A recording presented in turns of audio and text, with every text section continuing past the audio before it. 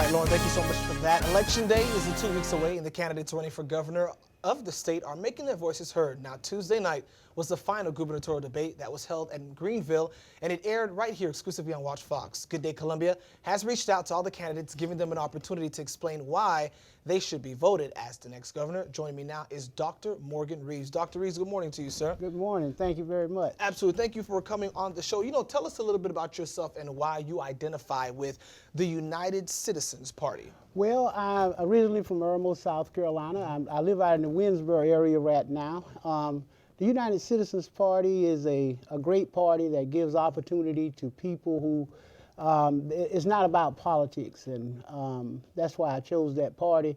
I'm the first African-American candidate that ever be on the final ballot and in the debate in the history of the state of South Carolina. Right. I graduated from Michigan State University. I was the president of the Fellowship of Christian Athletes there, the president of the Junior Alumni Association there. So a lot of things that you you took part in. In the debate, you mentioned you were the eighth wonder of the world. What did you mean by that? Well, I'm good. I'm good, very good, and because what makes it great is because, and what separated me from the rest of the candidates is I kept God in the picture. I kept God in the picture in my debate. After the debate, I got a standing ovation, and everybody in that debate was yelling Morgan Reeves' name. Politics, what people got to understand, and looking at my notes, politics is the art and the science of persuading people to win votes. So that's what we're going to get to right now. Last night, South Carolina State hosted an all-male panel about domestic violence, and you're talking about politics.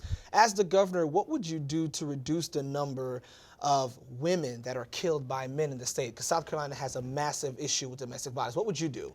Well, as governor, the problem is, again, politics. People do not have money. We have, we don't have money.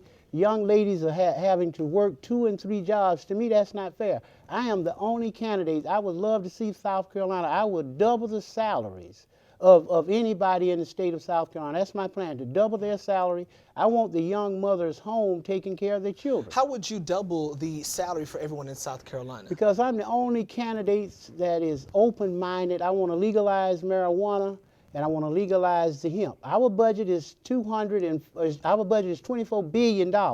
We can't raise the budget. Out of $24,240, we cannot raise the budget. The Democrat and the Republican Party, they're like kudzu.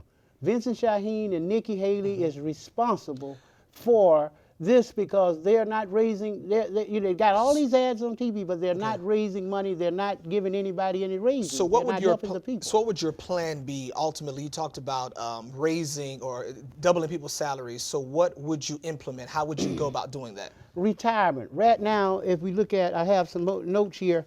Medicaid is a federal and state, federal government that pays for doctors, it pays for medication and that type of stuff.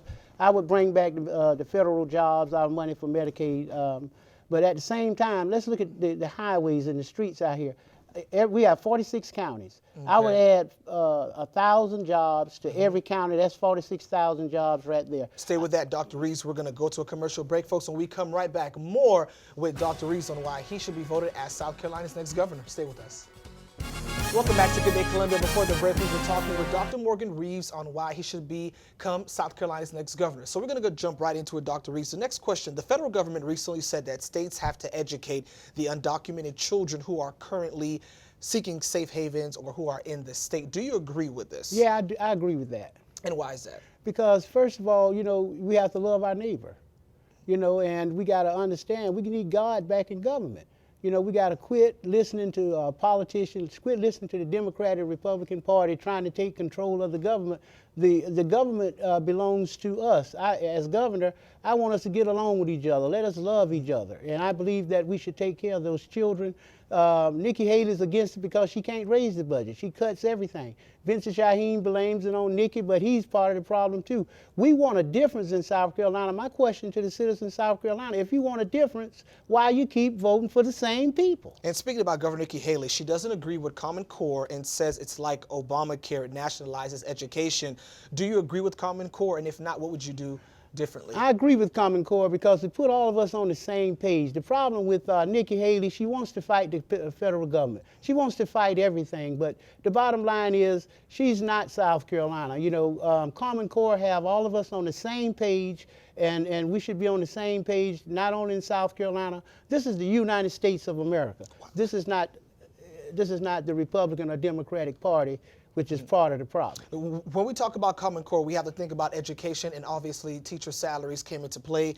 What's your plan when it deals with teacher salaries? Because many teachers are leaving the state because they're not getting paid. Right. According to what someone talked about in the debate. What would you do? I would double the salary. And hear me well. I would double the teacher's salary. Look at the corridor of shame. Nikki Haley sit there and turned down millions of dollars of money that could have helped pay teachers' salary. Vincent Shaheen sat in the Senate for 15 years and he did nothing about it. I'm out here boldly saying I would double the teacher's salary. How would I do that? I will allow the teachers to invest in my capital campaign plan. My capital campaign plan, $24 billion budget. I will raise an additional $24 billion, and that's why they call me the eighth wonder of the world. Okay. I will raise that money, and I will pay those people fair. And why do they keep voting Democrat and Republican when they want a difference? If you want a difference, vote for somebody different. Speaking about a difference, the embattled agency, DSS, has suffered plenty of blows. Underpaid workers, too many caseloads.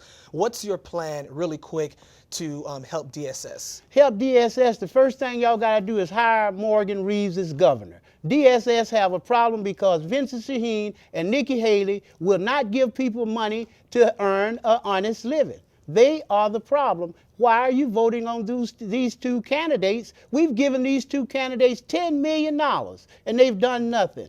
And I would. What's your plan, really quick, for DSS? What do you plan on doing? My is to raise the salaries and bring more jobs here so people can make more money and they don't have to fight in their homes every day for not having enough money for basic standards of living, and that's what I would do. Dr. Morgan Reeves, thank you so much for being here this morning. Really do appreciate that. One of the candidates running for governor, folks.